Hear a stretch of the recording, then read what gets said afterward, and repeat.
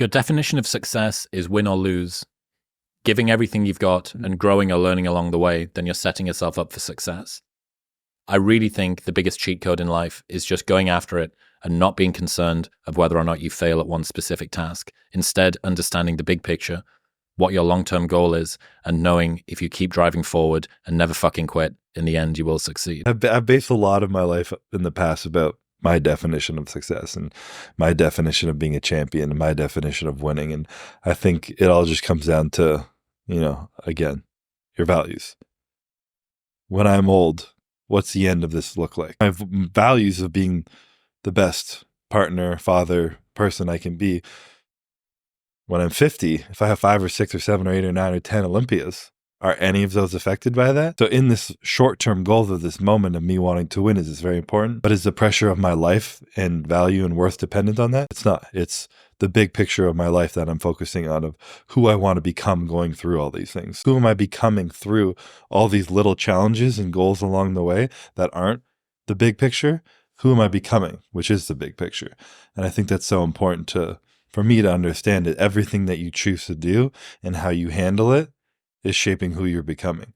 And at the end of the day, when you're old and have grandkids and children in your life, you're the culmination of everything you've accomplished, but also how you accomplished it and how you reacted to it. What's the big picture? Who do you want to become? Isn't it interesting that you could have, the same mantelpiece above the fire that's got however many Olympias on it, and objectively, when grandkids are bouncing on your knee, they can look and see the same thing, but the person behind them and the experiences that they went through and who they became in the process can be totally different, which kind of shows that the outcomes that you get really are, in the end, kind of arbitrary.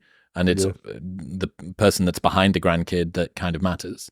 Yeah, exactly.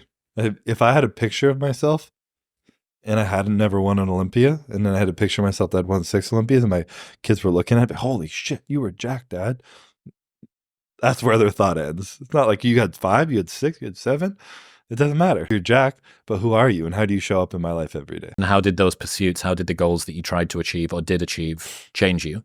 Yeah. How did they cause you to be a different sort of father or grandfather or husband or friend or business partner or whatever? And what lessons did you learn and take from them that you can give to me so that I can learn from them and hopefully not go through as much pain while still learning the same lesson?